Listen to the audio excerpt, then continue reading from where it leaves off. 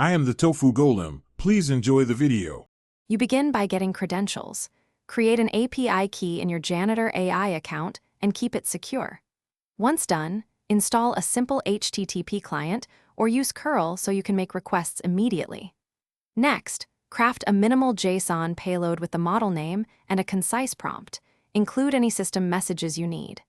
Make the first post to the /responses endpoint to validate the key and receive model metadata, and check the HTTP status to confirm successful authentication.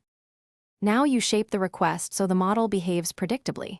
Add system and user messages, set temperature, top P, and max tokens to tune creativity and length.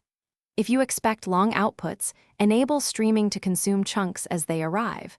Parse each event, assemble partial text, and update UI progressively. Make sure to implement retries with exponential backoff for transient failures, and use idempotency keys when repeating requests to avoid duplicate effects. Monitor latency and adjust. Finish by validating and sanitizing the model output. Strip unwanted tokens, enforce length limits, and map structured elements into your app format. Once processed, persist results, update metrics, and surface confirmations to users. If things go wrong, check logs for request IDs and response codes, rotate the API key if you suspect a leak, and inspect rate limit responses to ensure you're not throttled. Finally, run a controlled replay of failing inputs locally to reproduce and fix edge cases quickly. Thanks for watching. Consider subscribing if we helped you today.